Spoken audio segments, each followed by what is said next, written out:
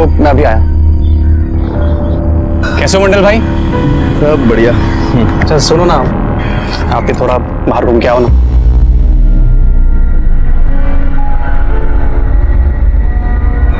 आराम से। ठीक है डॉली, चलें? आओ।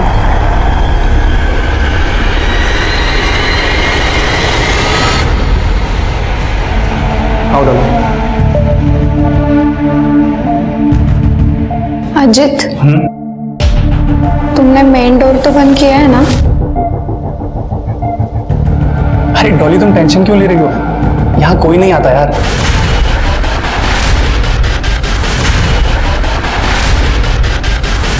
अजित यार, मुझे बहुत डर लग रहा है, कोई आना जाए। डॉली यार तुम डरो मत, हम पहली बार थोड़ी ना आ रहे हैं यार।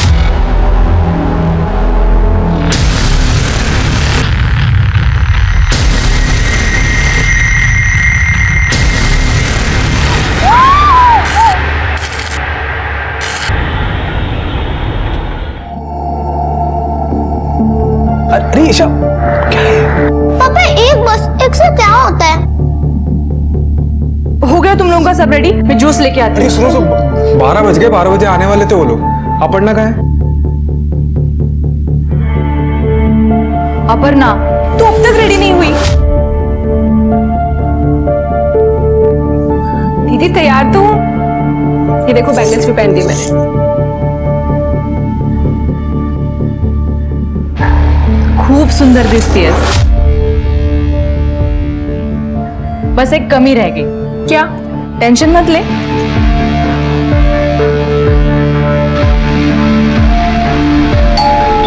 अरे लगता है वो लोग आ गए। मैं जाती हूँ, तू जल्दी आ जा। ठीक है। लो अपर्णा आ गई।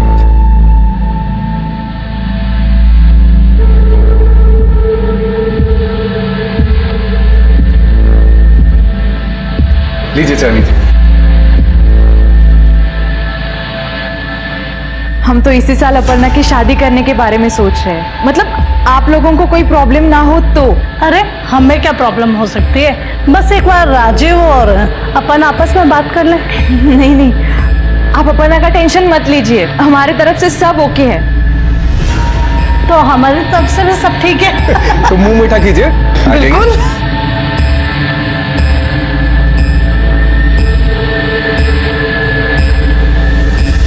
कार्यक्रम बहुत अच्छा रहा, अब शादी का मुहूर्त देखना पड़ेगा। हाँ, मैं कल ही पंडित जी से बात करके मुहूर्त निकलवाता हूँ। चलिए अब हम चलते हैं। चलो बेटा।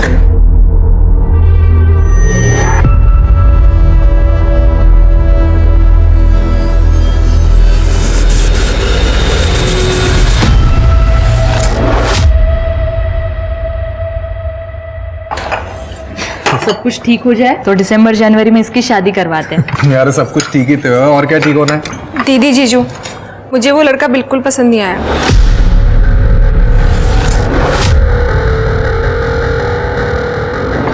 मैं बात करती हूँ उससे। हाँ बात करो तुम इससे, क्योंकि इसलिए नहीं बैठा हूँ कि मैं रिश्ते लेकर आऊँ ये बना करती रहे। नहीं देखिए, ऐसी कोई बात नहीं है। अरे आप छोड़ो।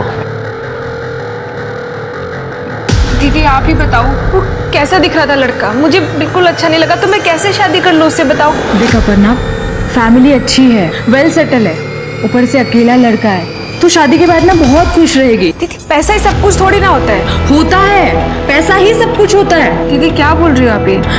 तू बैठ जा, तू बैठ। देख अपर्णा, अब हमारे माँ बाबा नहीं है जो हमको जिद करे और वो हमारे नखरे उठाए। आशीष मेरा पति है और उसकी तुम्हारे प्रति कोई जिम्मेदारी नहीं कि वो तुम्हारी शादी करवाए। फिर भी वो सब कुछ कर रहे हैं तुम्हारे लिए, तो तुझे ये बात समझनी पड़ेगी। तू समझ रही है ना मुझे क्या कहना है?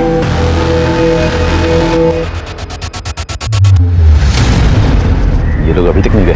5 रुपए में इतना टाइम थोड़ी निकलो। अजीत, ये क्या कर दिया तूने?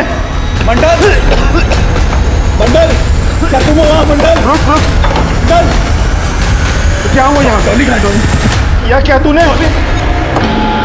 डॉली, ये क्या किया तूने? मैंने नहीं किया मंडल भाई, ये तो किसने किया है?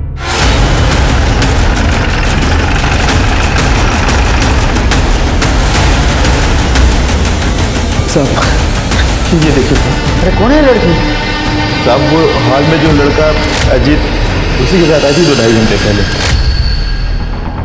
साहब ज़्यादातर ये मटके बंगलो खाली पड़े रहते हैं, तो कभी कभी लड़के लोग को थोड़े टाइम के लिए दे देता हूँ। कुछ फालतू धंधे करता है। हाँ, शर्म नहीं आती तेरे को? बंगले का सीसीटीवी दिखाओ। सीसीटीवी नहीं है।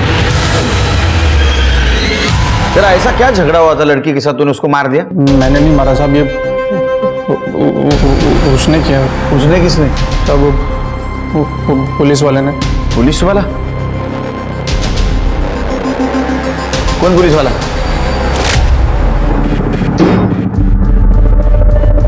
क्या हो रहा है ये? सर हम दोनों बॉयफ्रेंड गर्लफ्रेंड है सर। आपको कोई गलत नहीं नहीं नहीं सर, सर, आप आपको नहीं गलत अजीत फहमी तुम सर हम सच में गर्लफ्रेंड बॉयफ्रेंड है सर। उधर बैठ, चल पुलिस स्टेशन। सर वो पुलिस वाला मुझे यहाँ से लाया और इस कमरे में बंद कर दिया था साहब। उसके बाद उसने डॉली के साथ क्या किया मुझे कसम से कुछ नहीं पता था। और तो जब मंडल भाई आए, उन्होंने दरवाज़ा खोला तो साहब मैं भाग कर आया और वहाँ गया। उसको पहचान पाएगा तू? नहीं साहब, वो एक्चुअली उसने ना मास्क पहना हुआ था और लाल कलर का एक हेलमेट था उसके ऊपर, आंखें दिख रही थी, तो ऐसे में मैं कैसे पहचान सकता हूँ सर? नेम प्लेट तो देखा होगा। साहब एक्चुअली मैं ना सब कुछ बहुत जल्दी में हुआ तो उधर ध्यान नहीं गया मेरा, लेकिन सर उसकी ड्रेस में ना ऐसा 2 स्टार थे सर। एक कॉन्डोम का खाली पैकेट मिला है और कुछ नहीं मिला, और उस लड़की का फोन भी गायब है। नहीं सर, मेरा नहीं है सर। देखा, अभी सच सच बता दे, बाद में अगर सच बाहर आ गया तो सच में इतना मारूंगा परेशान हो जाएगा। नहीं सर, मेरा नहीं सर ये। एक बात बता, उसने डॉली को मार दिया लेकिन तेरे को हाथ तक नहीं लगा, क्यों? सर अब मुझे क्या पता उसने मुझे क्यों छोड़ दिया सर, कसम से सर मैं सच बोल रहा हूँ। फिर क्या, लड़की के घर वालों को बुला पहचान के लिए। लड़की के घर वालों का नंबर दो। जी सर। सर मुझे लगता है कि ये अजीत झूठ बोल रहा है। पुलिस की कहानी सुना के हमें गुमराह करने की कोशिश कर रहा है। मुझे भी ऐसा लगता है शरीफ, लेकिन हमें जांच तो करनी होगी। एक काम करो, आसपास के एरिया में पूछताछ करो, किसी ने लाल हेलमेट वाले पुलिस वाले को देखा है। ठीक है सर। लेकिन एकदम शांति से, बवाल नहीं होना चाहिए, तो अपने डिपार्टमेंट की बदनामी हो जाएगी। ठीक है सर। और ये अजीत और वो गार्ड, उनको पुलिस स्टेशन लेके चलो, कायदे से पूछताछ करते हैं।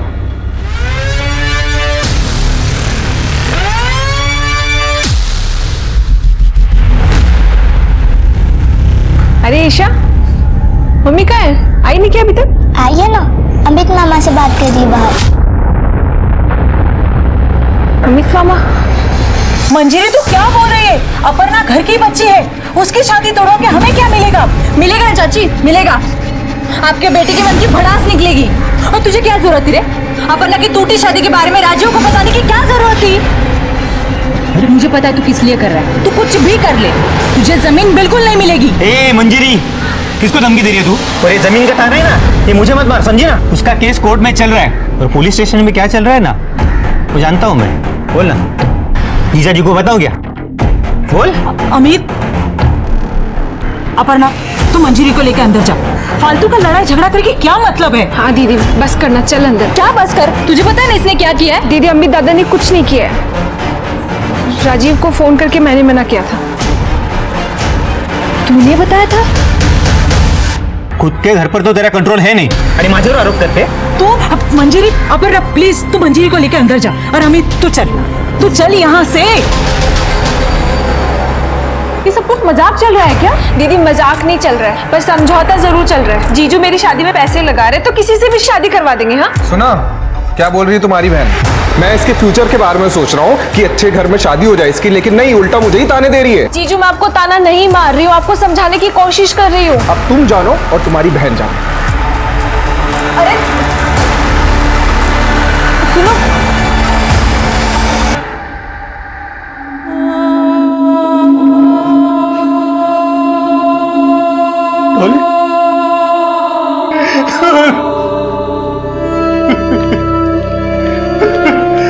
सुनो, ये डॉली के कपड़े। शांत हो जाइए आप, खाली बची। लेकिन पोस्टमार्टम से तो यही पता चलता है, और उसका बॉयफ्रेंड अजीत, उसने भी यही बताया कि किलर ने उसको दूसरे रूम में बंद करके रखा था। नहीं सर, आपको किसने बताया कि अजीत डॉली का बॉयफ्रेंड है? खुद अजीत ने बताया, उसके साथ ही गई थी वो बंगले पे। नहीं साहब, वो झूठ बोल रहा है, वो एक नंबर का लफंगा है, वो खुद डॉली के पीछे पड़ा हुआ है। जब उसे पता चला कि डॉली की अगले महीने शादी होने वाली है, तो वो पागल हो गया। हे डॉली डॉली डॉली, सुनना, तेरे से बात करनी है। अजीत तुम यहाँ क्या कर रहे हैं? तू चुप बैठ, तेरे से बात नहीं करनी मेरे को, तेरी बेटी से बात करनी है, समझा? चल अंदर निकल जा। अजीत, तुम ऐसी बात कैसे कर सकते हो पापा से? अरे भाड़ में गए पापा, पहले तो ये बता तेरी हिम्मत कैसे हुई किसी और के साथ शादी करने के बारे में सोचने की? हाँ, कौन सी लड़की तुम जैसे शराबी से शादी करना चाहेगी? हाँ, इसलिए झूठ बोल रहा है। उसके दो दोस्त रवि और विजय, वो दोनों लफंगे, आप उनको पकड़ी, वो बताएंगे आपको कि अजीत ने डॉली के साथ क्या किया। अजीत इन दोनों के साथ आवारागर्दी करता था। मैं गया था उनसे पूछने, मगर दोनों घर से गायब। These are the kindest thing I Isha, know. किंडेस्ट नहीं, काइंडेस्ट। Hi, Papa.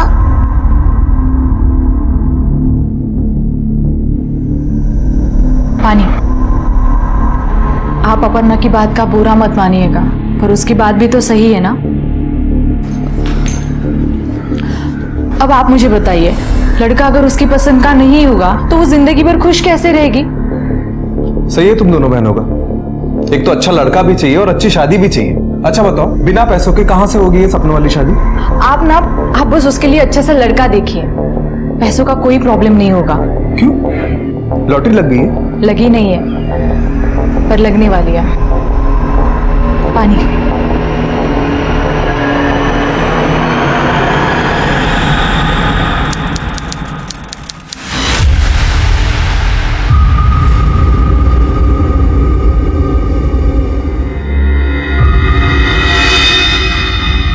सर, ये ओमकार सही कह रहा था।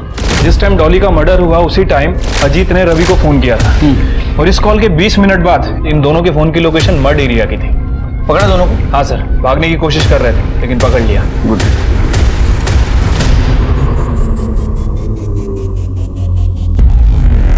क्या चला? बहुत टाइम से बैठे हो इधर, क्या काम क्या है? साहब वो साहब बोले थे पुलिस में जाके बैठो, मैं आता हूँ करके, लेकिन अब तक नहीं। सर बहुत टाइम हो गया साहब, मैं यहाँ बैठा हूँ सर। ठीक है, बस आ।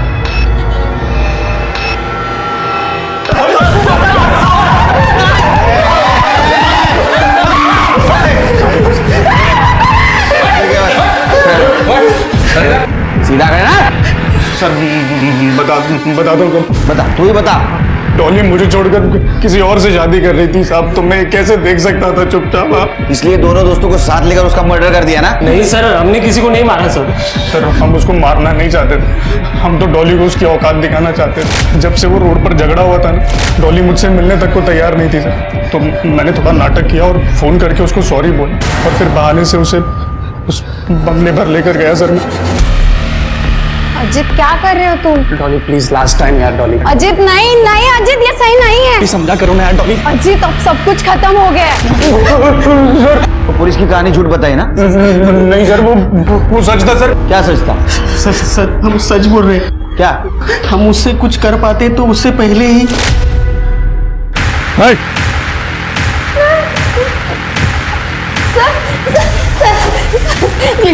ये लोग मेरे साथ जबरदस्ती कर रहे हैं सर। ये लड़की झूठ बोल रही है सर। हमने चल बाहर चल। तुम यहीं रुको।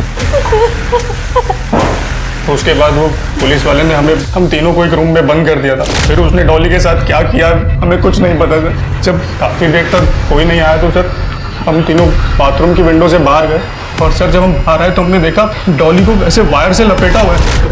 उसी वक्त पुलिस को फोन क्यों किया तूने? क्या सर, हम खुद ही फंस जाते सर। हाँ, इसलिए मैं और रवि वहाँ से चुपचाप निकल लिए थे, और अजीत को कहा था कि अगर मंडल वापस आए तो दिखावा करना कि हम कभी आए नहीं थे यहाँ पे सर।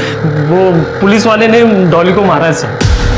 वो लाल हेलमेट के सिवाय कुछ देखा था? और नेम प्लेट वगैरह देखी थी? सर नाम तो क्लियर दिख नहीं रहा था साहब, लेकिन यूनिफॉर्म पे 2 स्टार थे ऐसे। और सर उसके पास एक काले रंग का बैग भी था। मेरे को याद नहीं रहा। बैग में क्या था? नहीं सर, वो बैग अटकाया हुआ था, उसने उतारा नहीं था।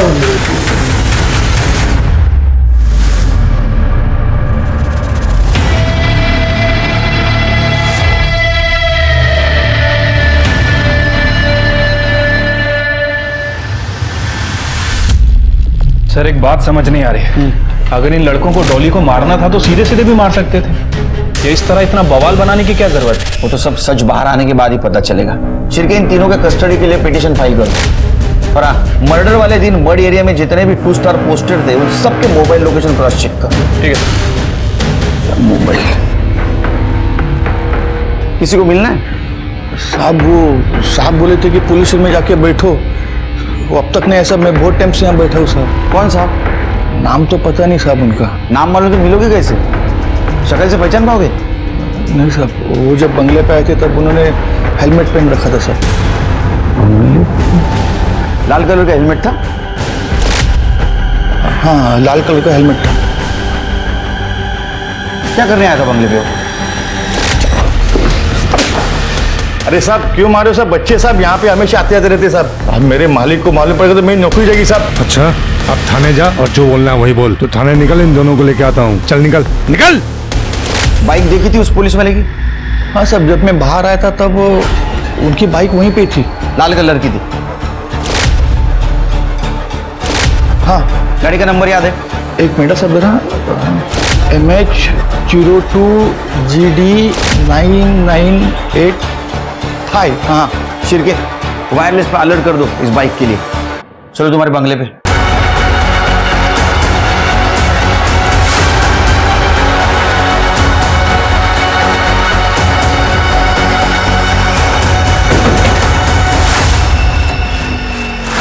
दरवाजा तो बंद है साहब। जब मैं पुलिस स्टेशन आया तो दरवाजा खुला था, लेकिन साहब मेरे पास चाबी है।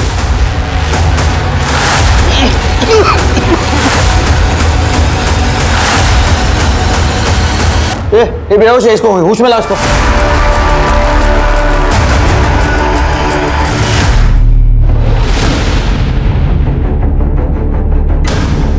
शिरके, जो भी किलर हो वो इलेक्ट्रिकल सिस्टम के बारे में पूरी जानकारी रखो। नाकाबंदी में कुछ मिला? नहीं सर, जब तक हम नाकाबंदी लगाते हैं मुझे लग रहा है कि किलर ने एरिया क्रॉस कर दिया था। वैसे मैंने उस बाइक की नंबर प्लेट को आरटीओ के ऐप पे चेक किया था। सर पता चला है कि वो नंबर प्लेट फर्जी थी। फर्जी? ये देखिए, किसी कार का नंबर है। अब ये क्या नया एंगल सामने आया? शिरके, अजीत और उसके दोस्त हमारे कस्टडी में, फिर भी एक जैसे 2 मर्डर हुए। मुझे लगता है कि अजीत और उसके दोस्त उस पुलिस वाले के बारे में सच कह रहे थे। पर जिस बेहरे में से इसको मारा है लगता है उसको कोई पर्सनल दुश्मनी है। लेकिन एक पुलिस वाले की इन लड़कियों के साथ पर्सनल दुश्मनी क्या हो सकती है? सर एक चीज़ ये भी हो सकती है कि इस लड़की का और डॉली का कोई कॉमन कनेक्शन हो जो इन दोनों लड़कियों को उस किलर के साथ जोड़ता हो। सीसीटीवी है? नहीं साहब। सर कमरे में कॉन्डम का पैकेट मिला है, लेकिन लड़की का कोई आईडी प्रूफ या मोबाइल नहीं मिला है। नहीं सर, मेरा नहीं है। सेम ब्रांड है सर। डॉली के क्राइम सीन पर भी यही मिला था। शिरके, एक काम करो, आसपास के मेडिकल स्टोर में पूछताछ करो, वहाँ सीसीटीवी होता है। पता करो कोई लाल हेलमेट या लाल बाइक वाला ये परचेस करने वहाँ आया था क्या। ठीक है सर। लड़की कौन थी वो? गर्लफ्रेंड थी मेरी, नेहा नाम है। साथ में टाइम स्पेंड करने के लिए अक्सर ही आ जाते थे। आज भी आए थे। जब वो पुलिस वाला आ गया और गार्ड को मार पीट कर बाहर भेज दिया और अंतर जबरदस्ती करने लगा। अरे सर, दरवाजा क्यों बंद कर रहे हैं सर? चल अंदर चल, बताता हूँ। चल। अरे सर, अंदर का भेज रहे हैं सर? आप अपना आईडी कार्ड दिखाइए पहले। पुलिस वाले से आईडी कार्ड मांगेगा? आप इस तरह से मैं हैरेस नहीं कर सकते। हम कुछ गलत नहीं कर रहे थे और आपने हेलमेट भी लगाया है। हटाइए इसे। अभी पापा को फोन लगाता हूँ, आप उनसे बात करिएगा।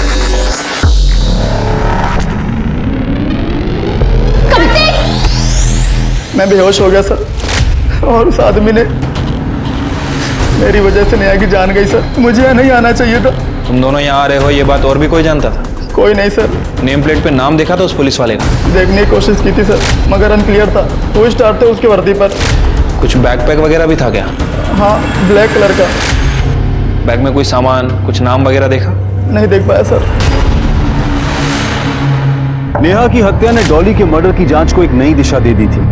पुलिस अब तक अजीत को डॉली का हत्यारा मानकर चल रही थी। नेहा की हत्या के बाद पुलिस इस संभावना से इनकार नहीं कर पा रही थी कि नेहा और डॉली का कातिल एक ही आदमी भी हो सकता है। पहली संभावना थी कि किलर कोई प्रेडेटर या सेक्स एडिक्ट था जो खुद पर काबू नहीं रख पा रहा था, मगर दोनों लड़कियों के साथ की गई बेरहमी किसी दुश्मनी की तरफ भी इशारा कर रही थी। पुलिस कंफ्यूज थी।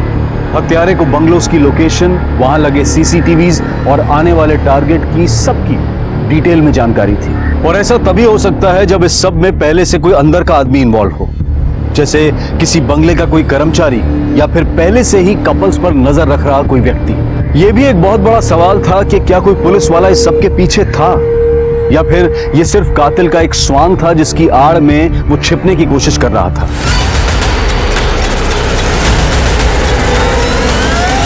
सर मेडिकल स्टोर के सीसीटीवी फुटेज में तो कुछ मिला नहीं है सर, और इन दोनों लड़कियों के सीडीआर में अभी तक कोई कॉमन लिंक भी नहीं मिला है। इनके फोन भी बंद है, लोकेशन ट्रेस कर पाना काफी मुश्किल हो रहा है सर। और सर ये रही उन पीएसआईज की लिस्ट जो मर्ड एरिया में पोस्टेड थे। कोई मिला? नहीं सर, इनको क्रॉस वेरीफाई किया है, या तो अपनी ड्यूटी कर रहे थे या फिर अपने घर पे थे। शिरके, अपनी इन्वेस्टिगेशन का दायरा बढ़ा। मर्ड के आसपास जितने भी पुलिस स्टेशन है वहाँ के पीएसआई से बात करो। ये नेहा, इसके फादर कब आने वाले मुंबई? सर कल तक आ जाएंगे।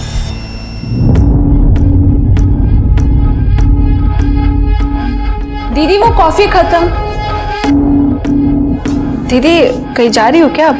हाँ, वो ईशा के स्कूल का कुछ सामान लेना है ना, और ईशा को भी स्कूल से लेना है, तो बस जा रही हूँ। आती हूँ।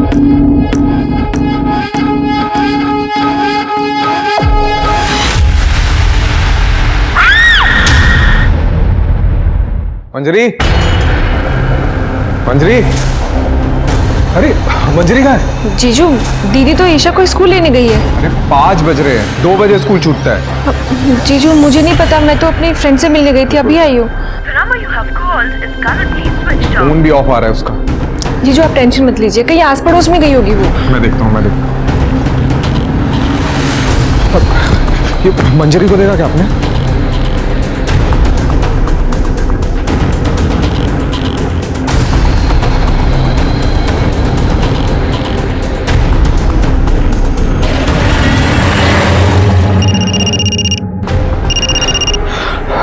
मंजरी आई क्या?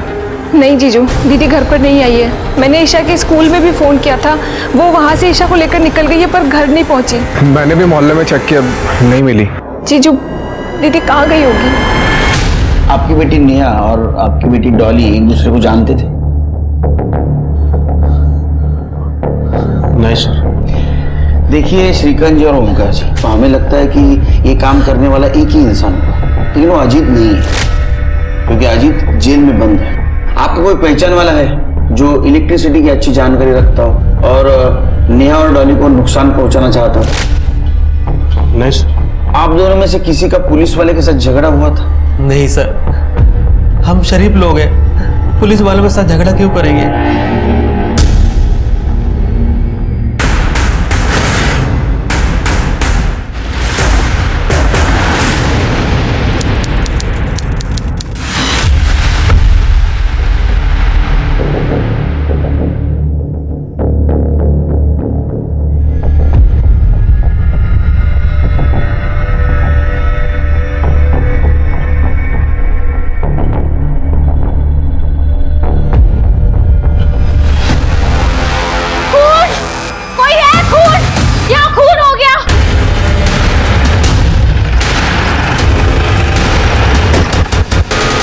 देखिए सर, ये है। काम करो गरडे, जिस पुलिस स्टेशन से फोटो आया था उनसे कोऑर्डिनेट करो, इनका एड्रेस ले लो, इनके फैमिली को इन्फॉर्म करो। सर बदबू तो कल से आ रही थी, लेकिन आज बहुत ज़्यादा आने लगी, तो मैंने सोचा अंदर जाकर देखूं, और दरवाज़ा खुला हुआ था। अंदर आके देखा तो ये बेडरूम में लाश पड़ी थी। तुम कहाँ रहती हो? सर मैं बाजू वाले बंगले में रहती हूँ, मतलब मेरा पति वहाँ गार्ड का काम करता है सर। और इस बंगले में कौन है गार्ड? सर इस बंगले के गार्ड का तो नहीं पता, ये तो बंद ही रहता है हमेशा। अच्छा, बंगले के आसपास किसी लाल हेलमेट वाला या लाल बाइक ऐसे किसी पुलिस वाले को देखा है आते जाते?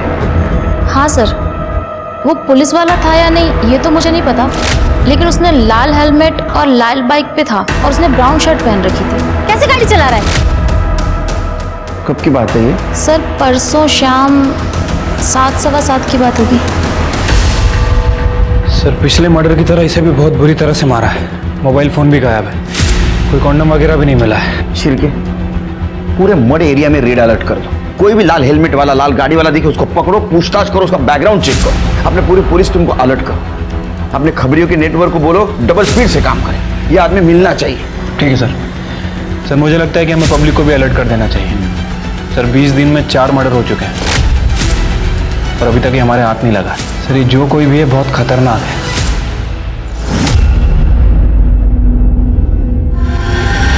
तकरीबन 40 से 50 घंटे पहले दोनों की मौत हुई। सर आप ये कैसी बात कर रहे हैं सर? सर मंजरी का किसी के साथ कोई अफेयर नहीं था सर। ऐसा तुम्हें लगता है क्योंकि तुम उस बारे में अनजान थे, लेकिन पोस्टमार्टम के हिसाब से हम यकीन के साथ कह सकते हैं कि उस बंगले में मंजरी उसके लवर के साथ ही थी। या तो उसके लवर ने उसको मारा होगा या तो जिसने मारा उसको ये लवर जानता होगा, इसलिए खुद की जान बचाने के लिए मंजरी को छोड़ के भाग गया। सर मुझे कुछ समझ नहीं आ रहा है। नहीं सर, मुझे भी इस बारे में कुछ नहीं पता। ठीक है, तुम दोनों को उसके लवर के बारे में कुछ पता नहीं। क्या मंजरी का किसी के साथ झगड़ा था या कोई मंजरी को नुकसान पहुंचाना चाहता था? हाँ सर मंजरी के चाचा का लड़का अमित, सर अमित की उससे जमती नहीं थी और कुछ दिन पहले उन दोनों का झगड़ा भी हुआ था। सर झगड़ा क्यों हुआ था? सर एक पुश्तैनी प्रॉपर्टी मेरी और दीदी के नाम से थी और अमित दादा बार बार उसे अपनी बताते थे और बार बार उस पर कब्जा करने की कोशिश करते थे। दीदी उस पर अपना कब्जा बनाए रखने के लिए पुलिस और कोर्ट दोनों से लड़ रही थी, पर अमित दादा मान ही नहीं रहे थे। पुलिस के साथ कैसा झगड़ा चल रहा? सर वो अमित दादा पुलिस वालों को मुंह बंद रखने के लिए पैसा खिला देते थे, इसलिए पुलिस वाले हमारी सुनते ही नहीं थे। सर एक दिन मैं और दीदी पुलिस वाले से बात करने के लिए गए थे और पुलिस वाले ने हमारी बात ही नहीं सुनी और उसने दीदी से बदतमीजी की और दीदी ने उस पर थप्पड़ मार दिया। लेकिन ये बात तो तुम दोनों ने मुझे बताई नहीं। क्योंकि दीदी ने मुझे आपसे बताने के लिए मना किया था। आप दीदी को दादा से समझौता करने के लिए कहते थे और अगर दीदी आपसे ये बात बताती तो आप उनकी बात ही नहीं सुनते।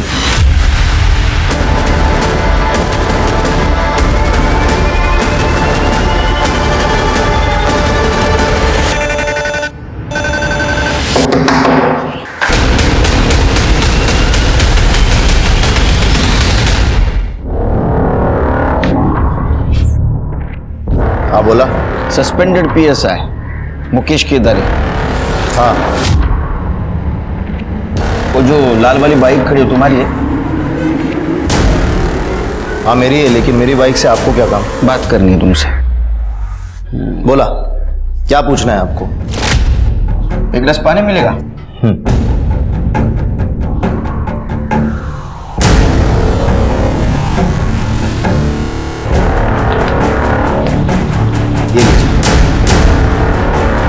ये न्यूज़ के बारे में पता है कि नहीं? मुझे कैसे पता होगा सर, मैं पहले से सस्पेंड चल रहा हूँ। आपको क्या चाहिए ये सीधे सीधे बताइए। जब से आए तब से घुमा फिरा के सवाल पूछ रहे हैं आप मुझसे। ये देखो, आप इसका फोटो मुझे क्यों दिखा रहे हैं? वो इसलिए दिखा रहे हैं कि एक लाल बाइक वाले ने, जिसका हेलमेट भी लाल है, उसने इसका रेप करके इसका मर्डर किया और वो पुलिस वाला है। अच्छा, तो आपको ऐसा लगता है कि ये मर्डर मैंने किया है क्योंकि मेरे पास लाल कलर की बाइक है, हेलमेट भी है? ऐसा है साहब। ये बकवास ना आप कहीं और जाकर करिए। मुझे लगा था कि आप मुझसे बात करने हैं किसी और सिलसिले में, ना आप तो मुझे जेल भिजवाने के चक्कर में। सही सोचा। तुम्हारी फाइल देखी है मैंने सस्पेंशन की। मंजरी ने सस्पेंड करवाया था ना तुमको? क्यों?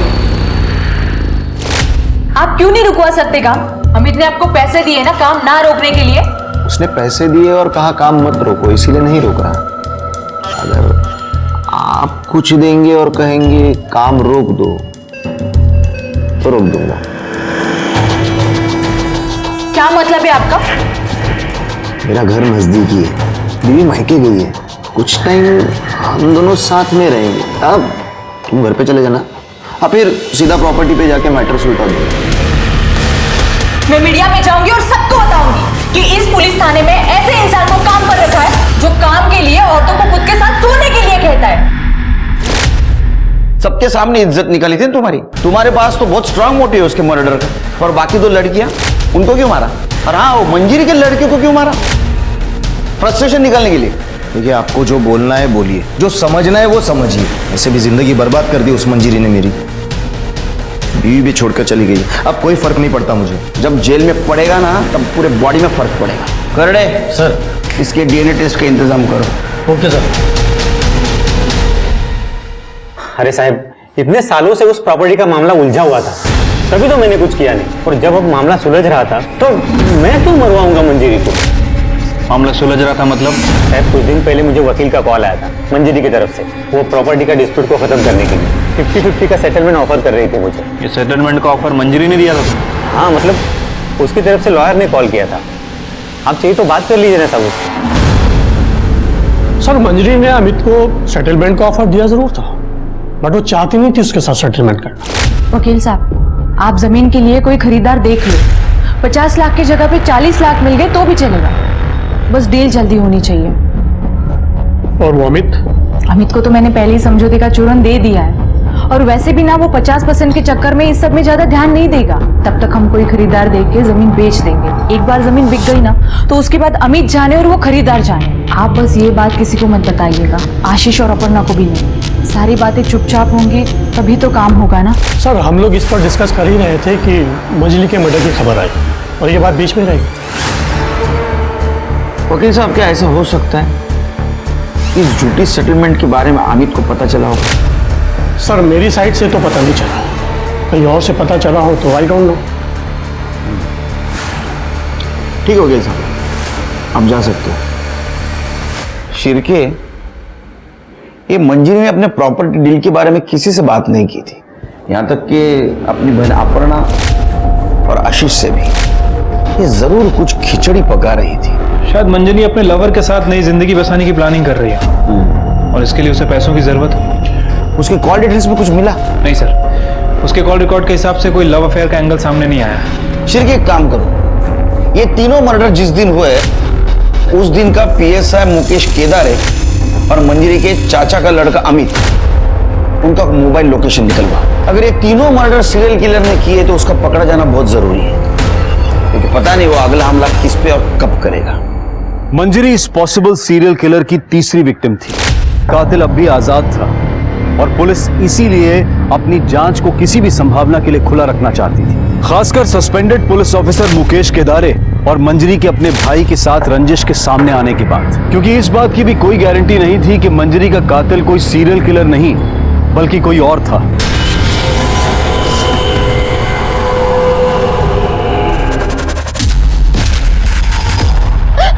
क्या कर रहे हो? प्लीज मुझे जाने दो।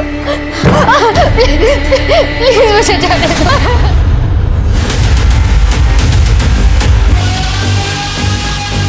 सर, काजल मेरी गर्लफ्रेंड नहीं, वो मेरी अच्छी दोस्त है। मेरे अंकल है, उनका एक बंगलो है सर। हम लोग वहीं पे गए थे टाइम पास करने, और जब वो पुलिस वाला आया तो उसने मुझे सर जबरदस्ती रूम में बंद कर दिया। अरे सर, दरवाजा खोलिए सर। और मैं वहां से जैसे तैसे सर बाहर निकला तो मैंने देखा काजल बेडरूम में बेहोश पड़ी। मुझे कुछ नहीं पता सर उसने काजल के साथ क्या किया। मैंने तुरंत ही पुलिस को फोन किया सर, और काजल को हॉस्पिटल लेकर आया। और सर, आपके सीरियल किलर केस की इन्फॉर्मेशन हमें मिली तो हमने आपको इन्फॉर्म कर दिया।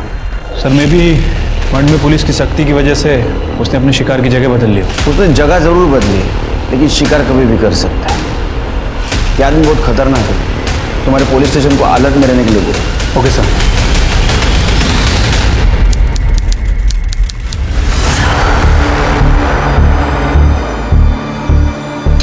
देखो, मैं इस नौटंकी में शामिल नहीं होऊंगा। मुकेश, तुम्हारी मर्जी किसी ने पूछी नहीं है, ऊपर से ऑर्डर है, फॉलो करना पड़ेगा।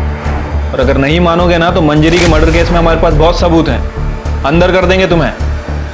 खड़े, हेलमेट दो। डिसाइड करो, मास्क में जाना है या फिर जेल जाना है।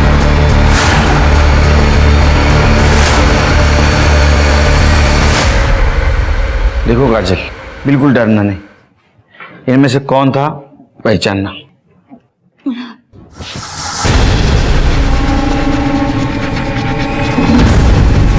इस बात का पता करने के लिए पुलिस ने यूपीएस इलेक्ट्रिकल्स के टोटल 1023 एम्प्लॉयज की कुंडली खंगालनी शुरू कर दी थी। साथ ही साथ पुलिस इस केस से जुड़े हर विक्टिम और सस्पेक्ट का कनेक्शन भी यूपीएस इलेक्ट्रिकल्स के साथ जोड़कर देख रही थी। और आखिरकार 3 दिन और रात की मेहनत के बाद पुलिस को वो तार मिल गया जो इस केस के एक सस्पेक्ट से जुड़ा था। ये आदमी सर ये तो एक्सीडेंटल केस है। ये एम्प्लॉय हमारी फर्म की तरफ से साइट पर गया था और इसे करंट लगा और इसके बाद इसने जॉब छोड़ दी।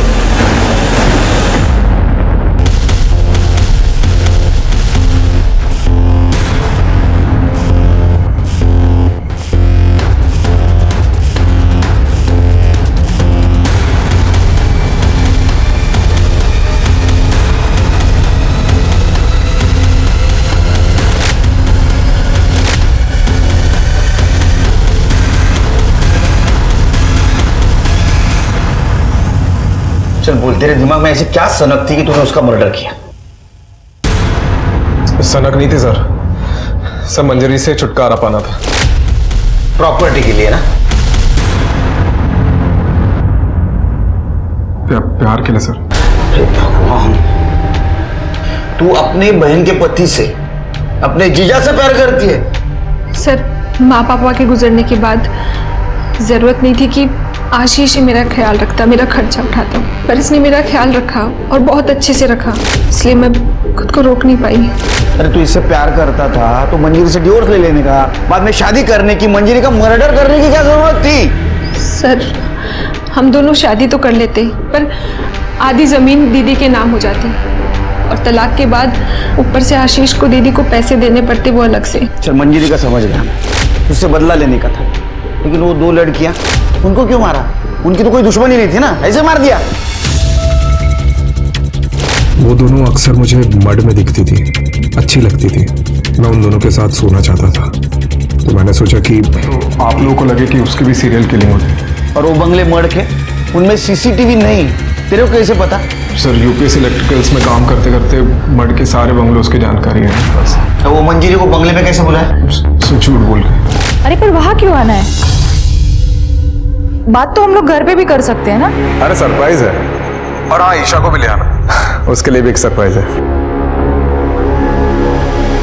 बातें तो कुछ की नहीं और बोल रहे थे बात करनी है। हम बेडरूम से बाहर ही नहीं निकले। अब चलो घर चलते हैं। ईशा कब से बाहर बैठी और अपर्णा वेट कर रही हो। ईशा तो तेरा अपना खून था ना? हाँ, इतनी छोटी बच्ची को मार दिया?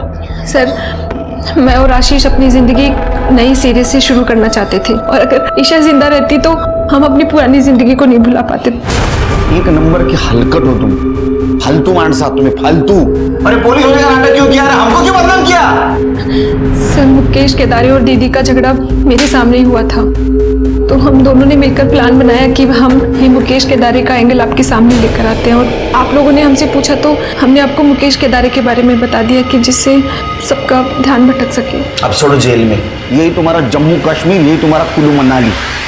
आशीष और अपर्णा का रिश्ता नाजायज था, लेकिन अगर वो चाहते तो वो तलाक लेकर एक दूसरे के साथ जिंदगी बिता सकते थे, अपने रिश्ते को कानूनी मान्यता दिला सकते थे। एक दूसरे के साथ रहने के लिए दोनों ने इतनी बड़ी साजिश रची कि 4 जिंदगियां खत्म हो गई और न जाने कितनी जिंदगियां बर्बाद। देखते हैं हमारे आज के एपिसोड की दूसरी कहानी।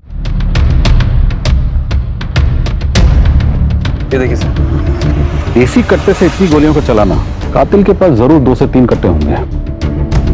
आसपास कोई सीसीटीवी, कोई आई विटनेस?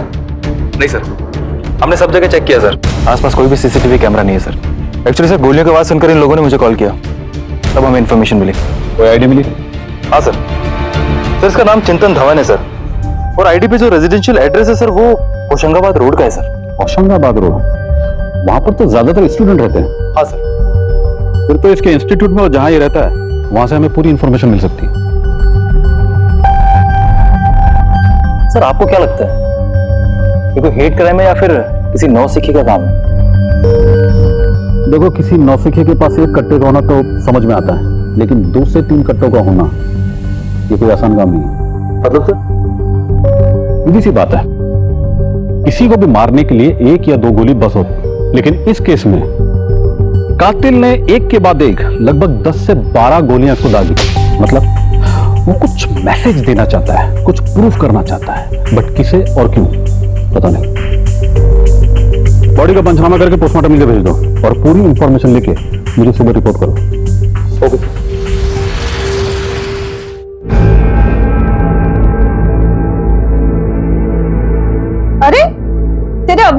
है क्या? जी अम्मी।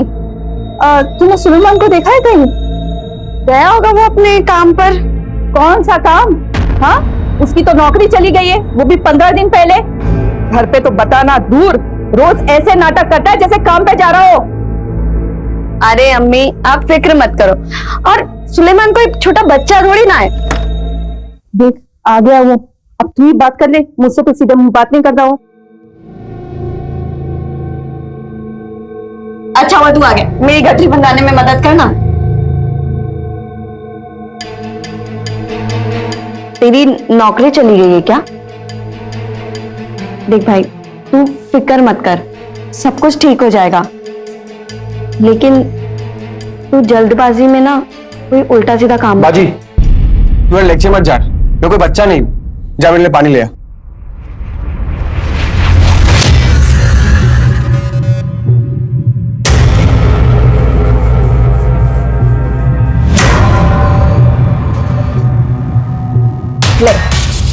ये ले, कस के बांध दिए।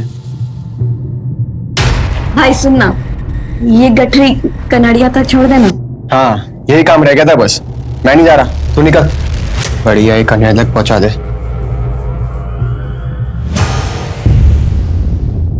6 महीने हो गए हम एक दूसरे से बात करके, पर ऐसा लगता है जैसे हम एक दूसरे को जन्मों जन्मों से जानते हैं। हाँ लव, मुझे भी ऐसा ही लगता है। चल झूठी। संजीव मैं झूठ नहीं बोल रही।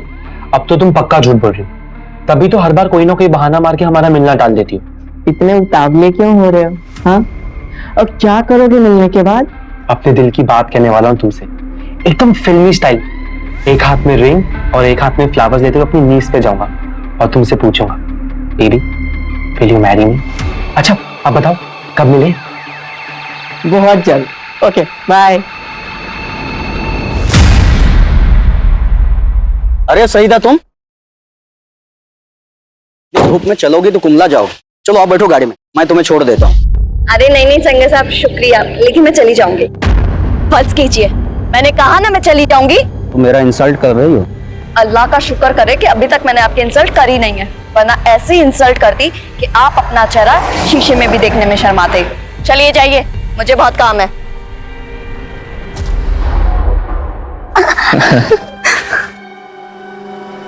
तेरी सर की कसम हो गई, तेरे बिना है ना एक पल काटना भी मुश्किल हो जाएगा, पता है तेरे को? तू गाँव क्यों जा रहा है? यही रुक जाना। अरे तो खाऊंगा क्या, वैसे भी यहाँ पे सब काम धंधा बंद पड़ गया है। गाँव जाऊंगा, खेती करूंगा। अरे अपन राजा है वहाँ के, पता है तुझे? और मस्त वहां से आते टाइम ना एक तेरे लिए मस्त मोबाइल लेके आऊंगा और वापस तेरे पास। तो तुम मुझसे क्या चाहिए तुझे? ज्यादा कुछ नहीं, बस तेरे से दूर रहने का जो दर्द होगा ना उसकी दवा। मतलब एक छोटा सा वीडियो बनाना है रे, जब भी तेरी याद आएगी ना ये देख लूंगा। वीडियो मतलब चंदू हाँ भाई, अपन रेडी है भाई।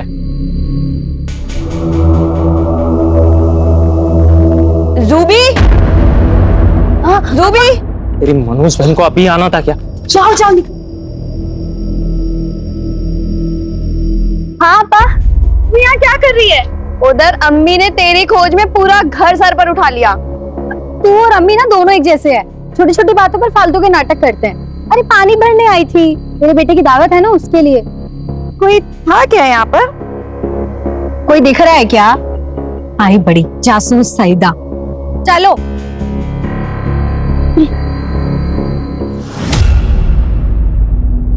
वाह क्या खुशबू आ रही है।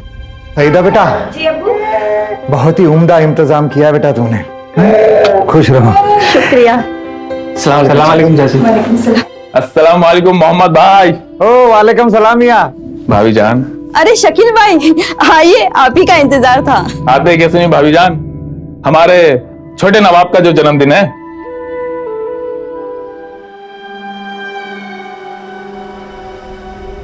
तू यहाँ क्या कर रहा है? चल बाहर आ। बाजी मैं जा रहा हूँ, और मुझे ढूंढते हुए कोई भी है तो कहना कि मैं यहाँ नहीं था। तू मेरे सर पे हाथ रख के कसम खा कि तूने कोई भी गलत काम नहीं किया है। बाजी ये सब नाटक बंद कर और प्लीज अपना मुंह बंद रखना, तुझे कसम है मेरे भांजे की। कहाँ है मेरा शहजाद, मेरा बेटा? तुम यहाँ क्या कर रहे हो? किसे बुलाया तुम्हें यहाँ? मैं अपने बेटे का जन्मदिन मनाने आया हूँ। आखिर बाप हूं मैं उसका, मेरा हक है। तू होता कौन है मेरे और मेरे बेटे के बीच बोलने वाला? चल हट। चल। सईदा, समझाना अपने बाप को, तेरा शौहर आया है। आप चले जाइए यहाँ से। आपका मुझसे और मेरे बच्चे से कोई वास्ता नहीं है। पर कम से कम मेहमानों के सामने तो तमाशा ना करें। मेहमान, मैं चला जाऊं? और जो तेरे बाप ने मेहमान के नाम पे ये लौंडे इकट्ठा करके रखे हैं, तू उनके साथ अय्याशी करेगी? चुप है? बड़ी मिर्ची लग गई तुझे? अपनी बहन की दलाली करते वक्त शर्म नहीं आई तुझे? है? ये सारे नए नए ग्राहक तूने इकट्ठा किया ना?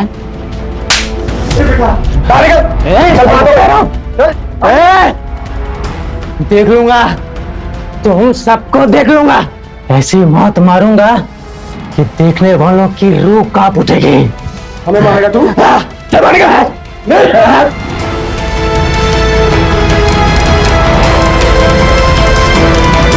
माफ करना, इसका तो हमेशा का नाटक है ये। इसको सबक मिल चुका है। आइए, हम अपना जश्न क्यों खराब करें?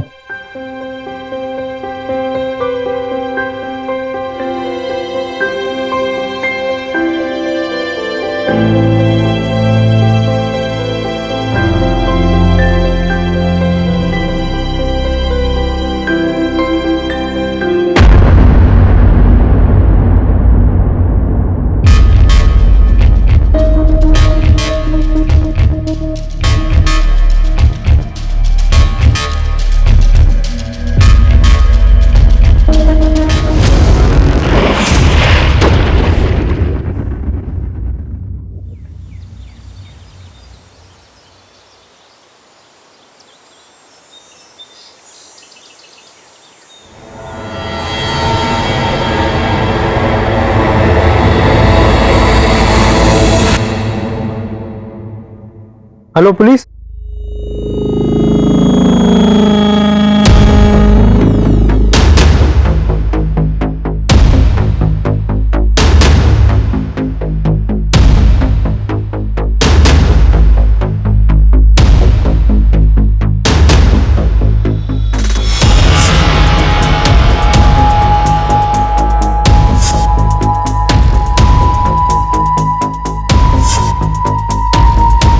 लोगों को पहचानते हो? हाँ सर, ये मोहम्मद भाई है, ये उनकी बीवी सलमा है, ये उनकी छोटी बेटी जूबी है, और उनका बेटा सुलेमान है। कहाँ रहते थे ये लोग? सर ये प्रवासी मजदूर थे, ये पास की बस्ती में रहते थे। लॉकडाउन की वजह से इस फैक्ट्री में रहने लगे थे आके, अपनी बस से छोड़ के। एक काम करो, जरा पता करो। सर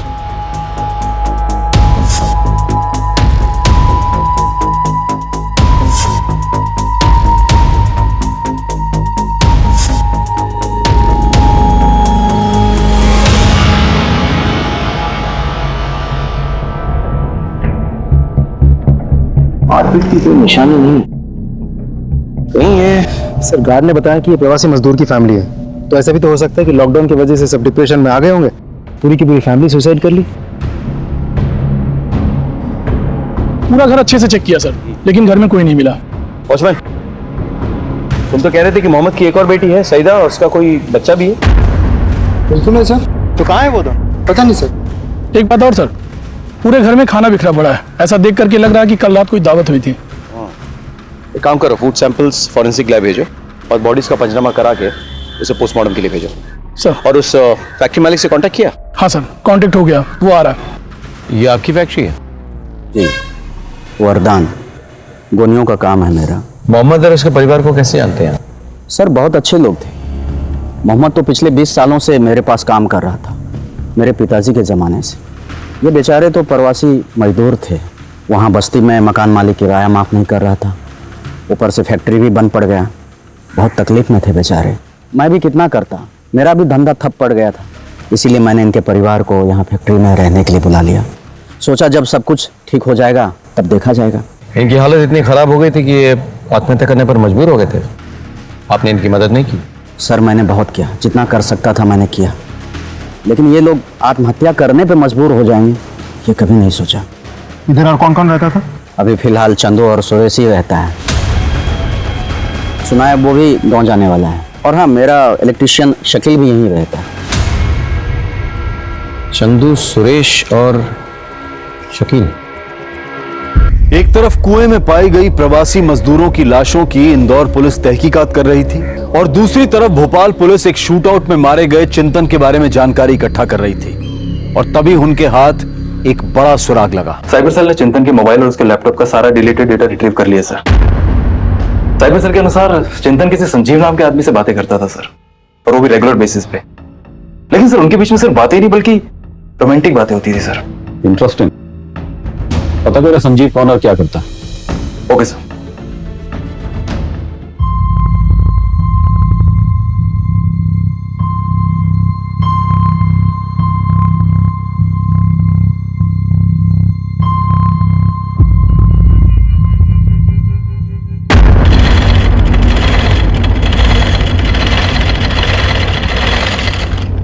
अब्बू,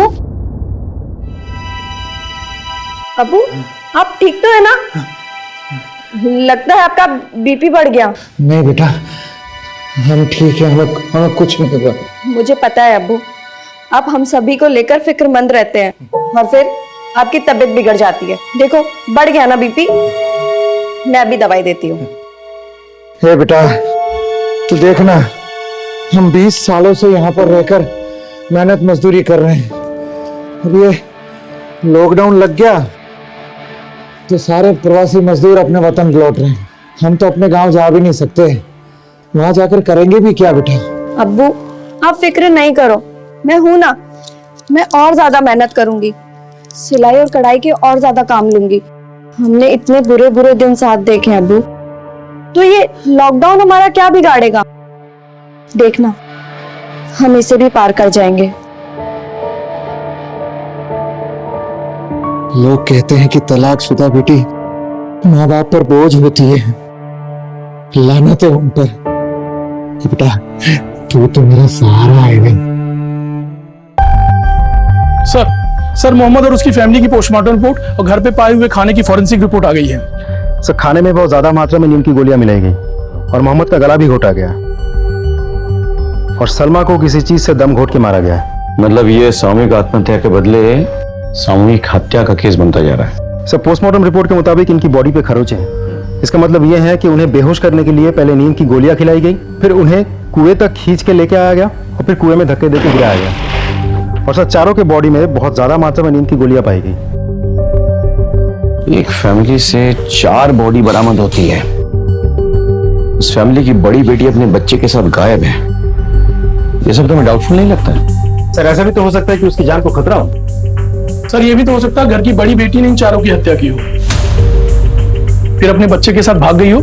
let's not jump to conclusions. पूछताछ करते रहो, रिश्ते नाते यार दोस्त सबसे बात करो। We have to find her. और जो 2 लड़के जो पड़ोसी गायब हुए थे, क्या नाम है? Suresh and Chandu sir. एक काम करो, उनके फोटो निकालो फैक्ट्री के मालिक से, ठीक है? और सईदा का फोन ट्रैकिंग पे डालो। शहर के तमाम मेडिकल स्टोर्स में पता करो पिछले कुछ दिनों में वहां से नीम की गोलियां किन्होंने खरीदी, और सीसीटीवी फुटेज भी चेक करो। हमें ये पता लगाना है कि ये मर्डर्स जो है वो किसकी वजह से हुई है, कौन है ये कारण, मतलब मोहम्मद, सलमा, सुलेमान या फिर जुबी। ए बेटा मेरी बात तो सुन। कल्लू क्या है? ले बेटा सुन, आवारागर्दी छोड़ और मेरे साथ फैक्ट्री में चल, हाथ बटा मेरा। 4 पैसा घर में आएगा और ये उठपटांग लोगों से दूर रहेगा। मैं आपकी तरह जिंदगी भर मजदूरी करके फटियाल में नहीं रहूंगा। कोई ऐसा काम धंधा करूंगा जिससे माल भी आवे और अपना ताऊ भी जमे रहे। आप बस खाली गोंदियां उठा दे रहो, मैं गोंदियां भर भर के पैसे कमाऊंगा, समझे? कल्लू बेटा बात सुन ना। भाई अब्बू ने जीना हराम कर रखा है, अब सच बताओ तो पैसे कमाने ही पड़ेंगे। जितना ज्यादा तू बेचेगा ना उतना ज्यादा कमाएगा।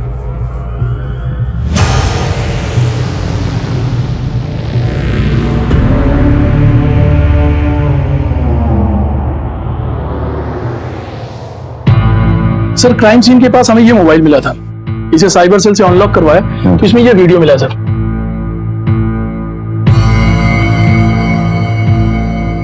ये तो रूबी है। उसके साथ कौन है? इसका नाम सुरेश है सर। सुरेश? मेरा मोबाइल सुरेश का है? नो सर, सुरेश के दोस्त चंदू का है। ये देख, तेरे लिए क्या लाया? हाँ, ये वही था वो कल तू निहार रही थी ना मॉल के बाहर खड़े होकर। मुझे पता था ये ड्रेस तुझे पसंद है ना। देख, तू मेरा कितना ख्याल रखता है। तू रुक, मैंने इसको अभी पहन के आई, ठीक है? हाँ जा।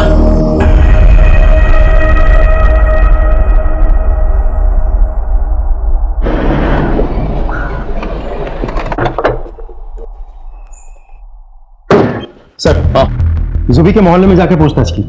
पता चला जुबी एक एडवेंचर सीकर थी। अच्छा। मोहल्ले में सभी के साथ कम ज्यादा फ्लर्ट करती थी वो। रियली?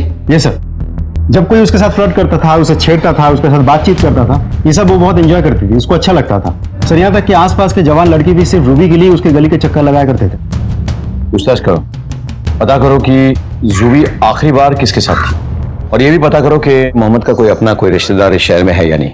अगर है तो हम उनसे मिलना चाहेंगे, क्योंकि इस केस की परतें जितनी खुलती जा रही है, केस उतना ही उलझता जा रहा है। सर,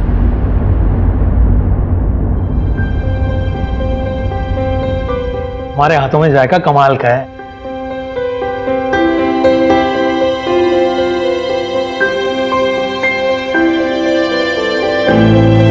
अब हर बार मुझे मना लेते हैं ना जी, पर इस बार मैं बिल्कुल नहीं मानूंगी। अरे भाई, हमसे क्या गलती हो गई?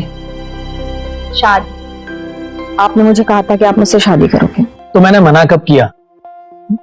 तुम्हारे दोनों बच्चों को भी अपने साथ ले आया, उन्हें अपनी औलाद माना, तुम्हें बेगम का दर्जा दिया, और अब भी तुम्हें लगता है तो चलो कल चलकर रजिस्ट्री करवा लेते हैं।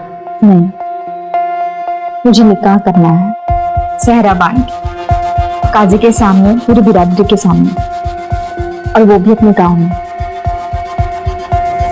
ठीक है, चलो कल ही चलते हैं तुम्हारे गांव, तुम्हारे अम्मी अब्बू से बात कर लेते हैं। बच्चे, उनका क्या होगा? अम्मी, हमारा क्या होना है? मैं संभाल लूंगी सब। इतनी अच्छी खबर है, आप दोनों बेफिक्र होकर जाइए। पर रफीक का क्या? वो बेचारा तो। अम्मी, रफीक भाई भोले हैं, वो मेरी सारी बातें तो मानते हैं, मैं उनको संभाल लूंगी। आप दोनों बात कर आइए, फिर हम सब साथ चलेंगे आप दोनों का निकाह करवाने।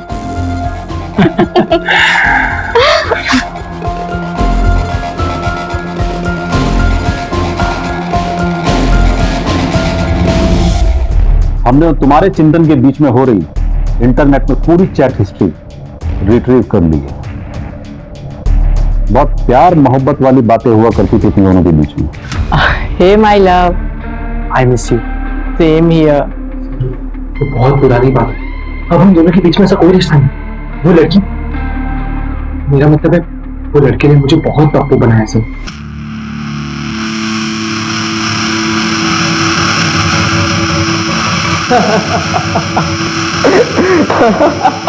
तो बदला लेने के लिए तुमने उसका मर्डर करवा दिया? अरे नहीं सर, ये आप क्या बात करें? मैंने उसे नहीं मारा, बल्कि मारा तो उसने मेरे जज्बात और भावनाओं को। अच्छा, जब चिंतन का मर्डर हुआ उस वक्त तुम कहाँ थे? सर, मैं तो फरीदाबाद में था, मेरे चचेरे भाई की शादी थी। मेरे पास फोटोज भी हैं, मैं आपको दिखाता हूँ।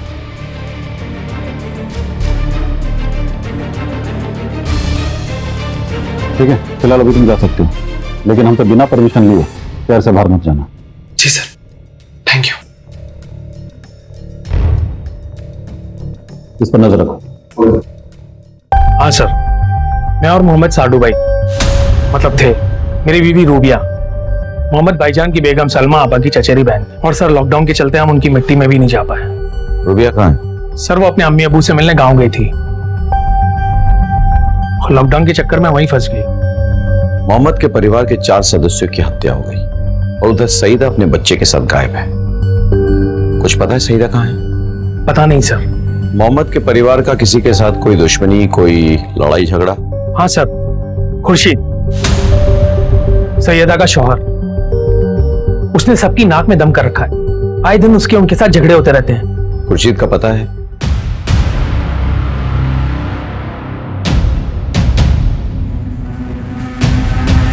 सर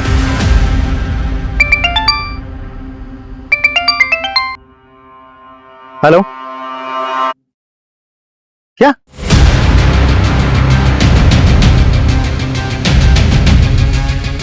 सर, जितनी जल्दी हो सके आप फैक्ट्री के कुएं वाले लोकेशन पर पहुंच जाइए।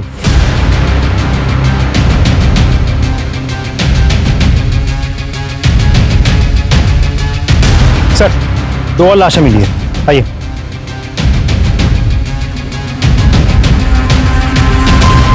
ये देखिए सर, चंदू और सुरेश।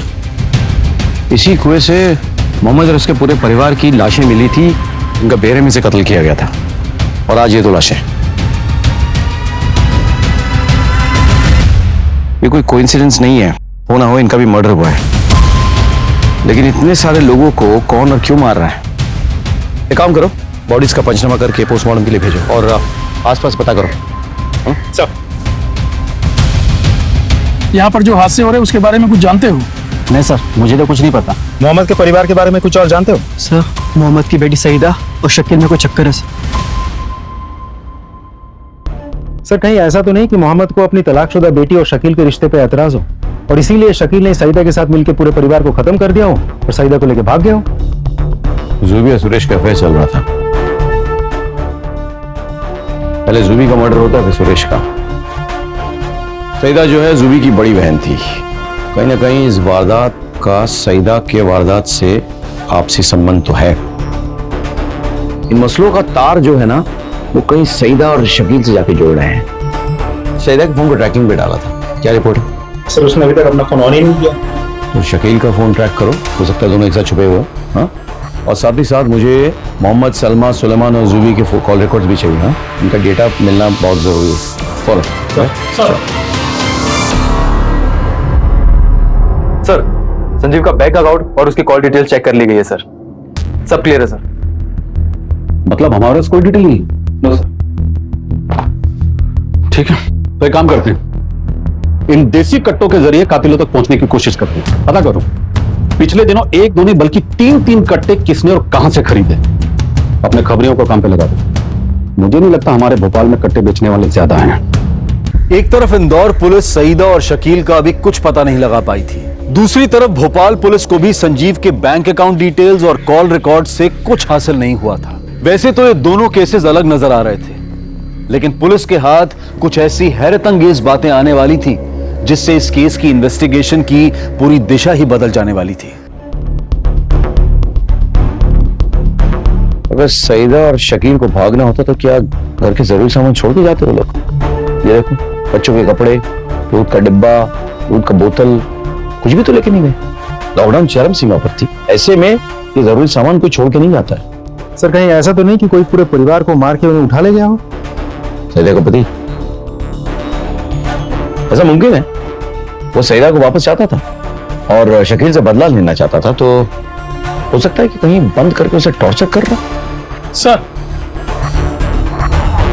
सर, ये ट्रंक है जो हमें मोहम्मद के घर से बरामद हुआ था सर। इसकी जब तलाशी ली गई सर तो इसमें से ये 2 लाख रुपए मिले। 2 लाख रुपए? Yes sir. कहीं ये तो वजह नहीं है मर्डर की? पता करो कि ये सुलेमान करता क्या था, उसके पास ये 2 लाख रुपए आए कैसे? अवैध चरस और गांजे की स्मगलिंग करता है। लॉकडाउन के चलते अच्छा भाव भी मिल रहा था, काफी पैसे भी उसने कमा लिए। किसके लिए काम करता था? साहब, वो जोसेफ का पंटर बन चुका था। जोसेफ का पंटर? क्या जोसेफ को दिया?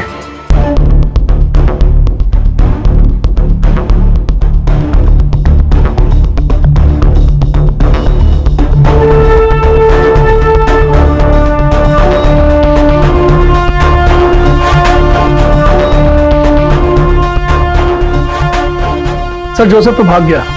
इंदौर हत्याकांड की गुत्थी पुलिस के लिए उलझती ही जा रही थी। जितनी नई जानकारियां मिलती उतने ही नए पेच फंस जाते।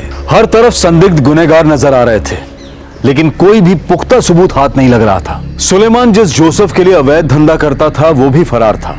पर इस बीच पुलिस के हाथ एक ऐसी जानकारी लगी जिसने इस केस को और उलझा दिया।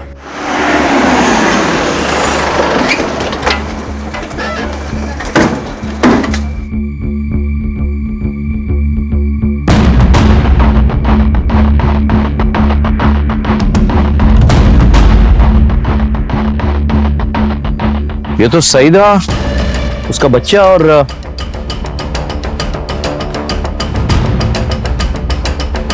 शकील।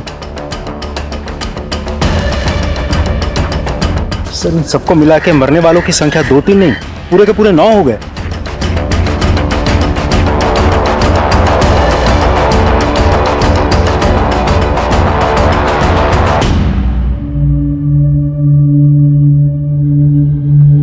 तुम लोग आसपास देखो।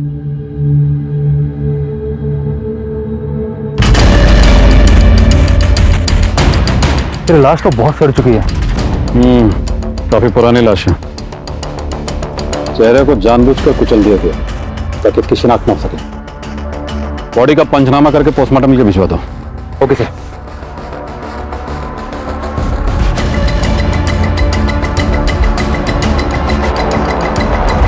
सर, सईदा के शौहर खुर्शीद का पता चल गया है सर। वो उज्जैन में छिपा हुआ था। वहां की लोकल पुलिस उसे यहाँ लेकर के आ रही है। साहब, मानता हूं मेरा सईदा और उसके घर वालों के साथ हमेशा झगड़ा हुआ करता था। तो फिर घर बंद करके ताला लगा के तुम उज्जैन में क्यों छुपे हुए थे? साहब, वो सबके सब मर गए ना, तो मुझे लगा आप लोगों का शक मुझ पर ही आएगा, इसलिए जब तक मामला ठंडा नहीं हो जाता मैंने अपने आप को छुपा लिया था। सर, हाईवे किनारे मिली लाश की पोस्टमार्टम रिपोर्ट आ गई है सर। उसकी हत्या गला काट कर की गई है सर, और ऐसा लगता है कि सर उसके गले के जो बर्थ मार्क है उनको मिटाने की कोशिश की गई है सर। ये देखिए sir. Body Indore Bhopal highway पे मिली है। एक काम करो, इसकी फोटो इंदौर के रास्ते में पड़ने वाले सभी पुलिस स्टेशन में भेजो और पता करो क्या वो इसकी शिनाख्त कर सकता है। Okay sir. सर, भोपाल के एक पुलिस स्टेशन से सर ये फोटो आई है। इंदौर भोपाल हाईवे पर एक सड़ी हुई लाश मिली। हेलो, गुड, आखिरकार जोसेफ मिल ही गया। ले आओ उसे। मत मारो साहब, मत बता दो साहब, बता दो साहब, बता दो साहब। सुलेमान अपने फंडर था। शुरू में उसने अपन का भरोसा जीता, अच्छा काम कर रहा था साहब। बाद में उसने बड़ा हाथ मारा, बड़ा माल उठाया और उसको बेच के सारा माल लेके फरार हो गया साहब। अपन उसको ढूंढते हुए उसके फैक्ट्री वाले घर में पहुंचा, वहां भी कोई नहीं मिला साहब। बाद में पता चला कि वहां के कुएं में सबकी लाशें मिली साहब। अपन घबरा गया और अपन भाग गया साहब वहां से। अच्छा, तो तूने ही सुलेमान को मार डाला? हाँ, और उसके परिवार वाले उसके खिलाफ कंप्लेंट ना लिखवाए तो तूने उनको भी मार डाला? नहीं साहब, अपन को सुलेमान को मारना ही होता ना साहब, तो उसके हाथ पैर तोड़ता, ना कि उसको नींद की गोली देके मारता साहब। ड्रग्स की सप्लाई कौन करता था? ऐसा मैंने कुछ नहीं किया सर। बताता हूँ सर, मत मारो सर, प्लीज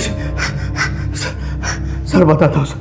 पहले मैं अपना माल फार्म हाउस में छुपाता था, फिर लॉकडाउन में फैक्ट्री बंद हो गया तो मैं वहां छुपाने लगा सर।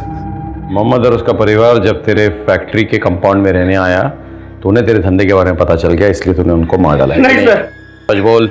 नहीं सर, मैंने नहीं मारा सर, बल्कि मैं तो अपने चरस गांजे के धंधे में खुश था सर। मैंने किसी की हत्या नहीं की। महेंद्र,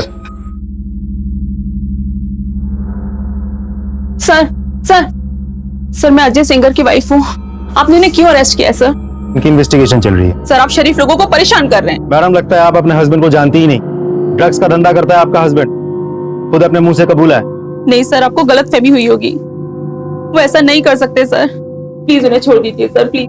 सॉरी, मामला इतना संगीन है कि उन्हें तो बेल भी नहीं मिलेगी, इसलिए आप बेकार की कोशिश ना करें। सर, मैडम प्लीज आइए, आप आइए।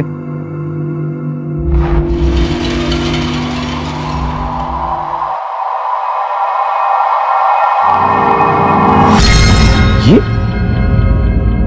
सईदा के गहने इसके पास? सुनिए, मैडम गई ना, फटाफट लेके आओ उनको, फटाफट बुलाओ। अच्छा, ये जो गहने आपने पहन रखे हैं इस पिक्चर में, ये गहने कहाँ पे हैं?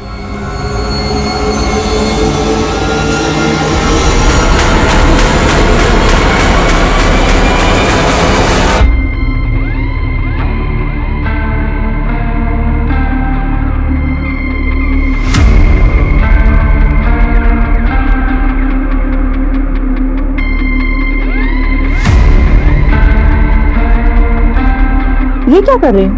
अपनी फीस ले रहा हूँ। मेरे मना करने के बाद भी शकील जबरदस्ती लेके चला गया था। ये किस्सा किस दिन हुआ? 3 दिन पहले। 3 दिन पहले। उसके ऐन एक दिन बाद हत्याकांड होता है। मतलब शकील ने सईदा को ये गहने दिए, सईदा ने अब गहने पहने और उसके बाद उन सबको मार डाला गया। क्यों? तुझे पता चल गया था ना कि शकील सईदा के साथ साथ तेरी बीवी के साथ भी चोंच लड़ा रहा है। यही नहीं, उसने तेरी बीवी के गहने भी चुरा लिए थे। इसी गुस्से में तूने शकील को और बाकी लोगों को मार डाला। ये सब मैं पहली बार सुन रहा हूं और मैंने किसी का खून नहीं किया है। अंदर जरा इन्हें ले जाओ अपने साथ और खातिरदारी करो। जब तक सच ना उगले रुकना नहीं। चलो ले जाओ। सर चलो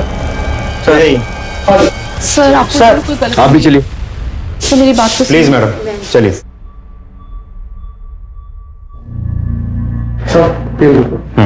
जाओ।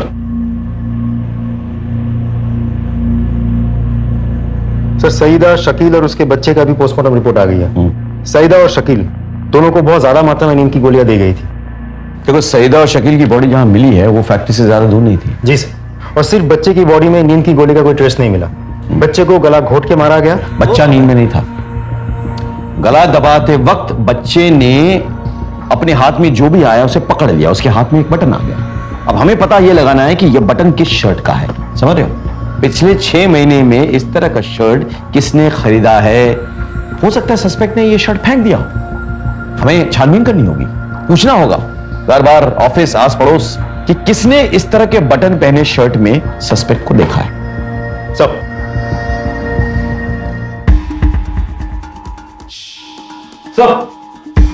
कट्टे बेचने वाला मिल गया था। पिछले कुछ दिनों में तुमसे किसी ने 3 कट्टे खरीदे? हाँ साहब, पर नाम याद नहीं। वापस। शक्ल तो याद होगी ना? हाँ साहब। स्केच बनवाने में हमारी मदद करोगे? जी साहब। सर हमने बहुत कोशिश की लेकिन वो शर्ट के बटन के बारे में कुछ पता नहीं चला। इन्वेस्टिगेशन जारी रखो, हमें पता तो करना पड़ेगा। अरे पूरा का पूरा परिवार उनके पड़ोसियों को मार डाला। सारे पैंतरे हमने अपना लिए लेकिन अभी तक पता नहीं चला कि कातिल कौन है। क्या वजह हो सकती है? कौन किसके लिए ये? मोहम्मद है, सुलेमान, जूबी, सुरेश, चंदू या फिर सादिया और शकील? जो कोई भी हो, वो लोग इतनी अच्छी तरह से जानता था कि इनके खाने में नींद की गोलियां वो मिला सकता था। सर हमने सबका बैकग्राउंड बहुत डिटेल में चेक किया लेकिन ऐसा कोई भी क्लू नहीं मिला जो हमें कातिल तक पहुंचा सके। कहीं इसकी वजह सलमा तो नहीं है? तुम एक काम करो, जहां ये लोग पहले रहते थे ना वहां पता करो। कोई ना कोई तो वहां पे होगा जो सलमा के बारे में जानता होगा। हाँ कम ऑन, लेट्स गो।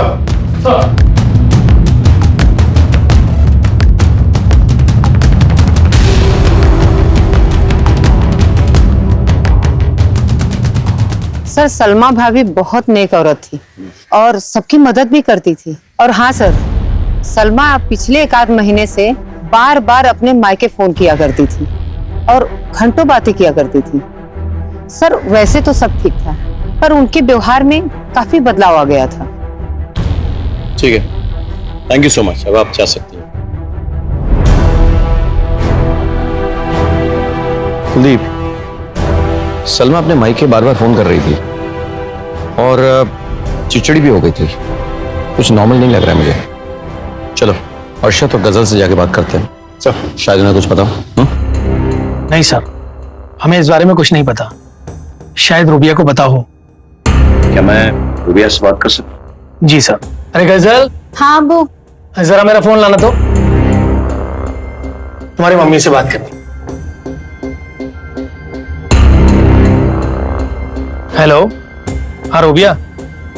हाँ ये इंस्पेक्टर राकेश श्रीवास्तव तुमसे बात करना चाहते हैं। रूबिया जी शुक्रिया मुझसे बात करने के लिए। अच्छा मेरा एक सीधा सा सवाल था, वो ये कि सुनने में आया कि सलमा आपा जो है वो आखिर के दिनों में थोड़ी चिड़चिड़ी हो गई थी। अपने मायके अक्सर फोन किया करती थी, परेशान रहती थी मतलब। तो आपको कुछ खबर है इसके बारे में? मतलब क्या हुआ था उनके साथ? जी इंस्पेक्टर साहब, सलमा आपा को लोगों से मिलने जुलने का बहुत शौक था पर लॉकडाउन की वजह से घर छोड़ के फैक्ट्री कंपाउंड में जाकर रहना पड़ा। ना ज्यादा किसी से मिलना जुलना, ना बातचीत। तो उनका दम घुटने लगा था। सारे मजदूर अपने अपने मुल्क जा रहे थे। सलमा आपा भी अपने मायके जाना चाहती थी, पर उनके शौहर मना कर रहे थे। इसकी वजह से वो थोड़ी चिड़चिड़ी सी हो गई थी। थैंक यू, शुक्रिया। ये रुबैया जी की तस्वीर है क्या? जी। अच्छा, ये लीजिए, शुक्रिया, बहुत बहुत शुक्रिया। सर उस तरह के बटन वाले शर्ट्स जितने लोगों ने खरीदी थी उनकी लिस्ट आ गई है। ये रही सर लिस्ट। अच्छा, भोपाल पुलिस की तरफ से एक फोटो भेजी गई थी हाईवे पे मिली लाश की। हाँ, वो फोटो ले आओ सर। और रुबैया के फोन का लोकेशन ट्रेस करो। सर 3 कट्टे खरीदने वाले का स्केच बन गया सर। ये स्केच प्रदेश के सभी पुलिस स्टेशन हेडक्वार्टर में भेजो और साथ ही साथ राज्यों के हेडक्वार्टर में भी भेजना।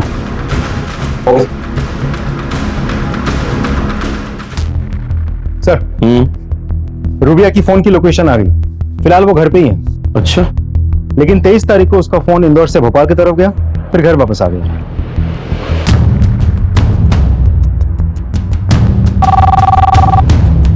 हेलो, मैं कुंज विहार पुलिस स्टेशन से पीआई बोल रहा हूँ। जैन सर। अच्छा, आपका वो भेजा हुआ स्केच तो हमें मिला, साथ ही साथ वो लाश की फोटोग्राफ भी। एक बात पता करनी थी कि लाश के पोस्टमार्टम के मुताबिक आपको क्या लगता है, अंदाजे से मर्डर किस दिन हुआ होगा? जी 23 तारीख के आसपास। ओके। सर मेडिकल स्टोर से सर इतनी ज्यादा क्वांटिटी में किसी ने नींद की गोलियां नहीं खरीदी थी। जिसने ये दवाइयां खरीदी, ये रही सर उसकी फोटो।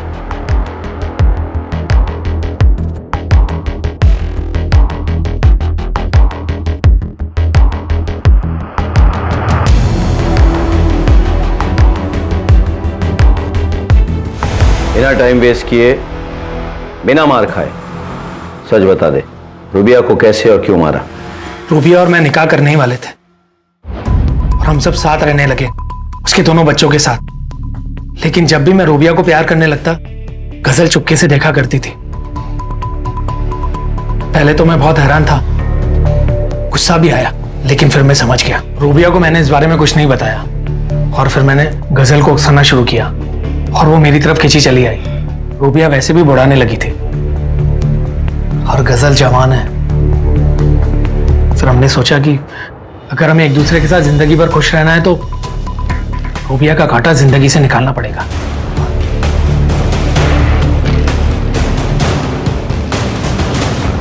और वो मुझे ब्लैकमेल करने लगा। फिर उससे पीछे छुड़वाने के लिए उसके कहने पर मुझे चिंतन को मारना पड़ा। उसे कैसे मारा? उसके लिए मैंने 3 देसी कट्टे खरीदे कि जिससे कोई प्रॉब्लम ना हो। फिर मैंने सारी गोलियां चिंतन के सीने में उतार दी।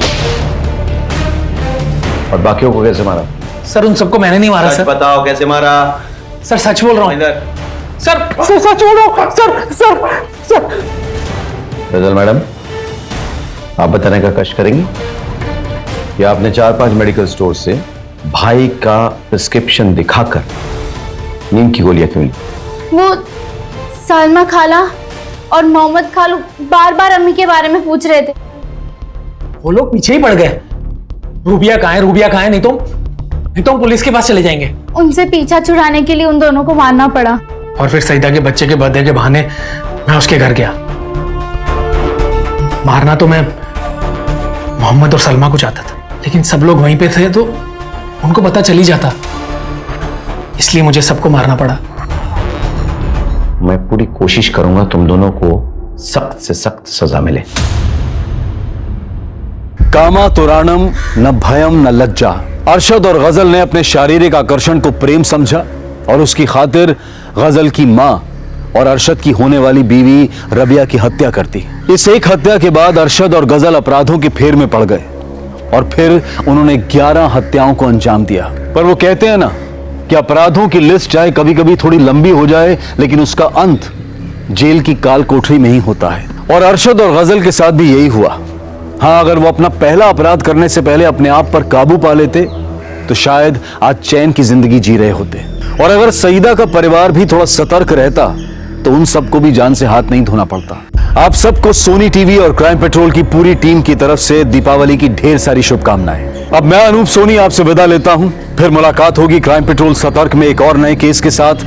तब तक अपना और अपने परिवार का ख्याल रखें, सतर्क रहें, सुरक्षित रहें और देखते रहें क्राइम पेट्रोल सतर्क। जय हिंद। इस तरह के और भी एपिसोड देखने के लिए हमारे चैनल को सब्सक्राइब करें और बेल आइकन दबाना ना भूलें।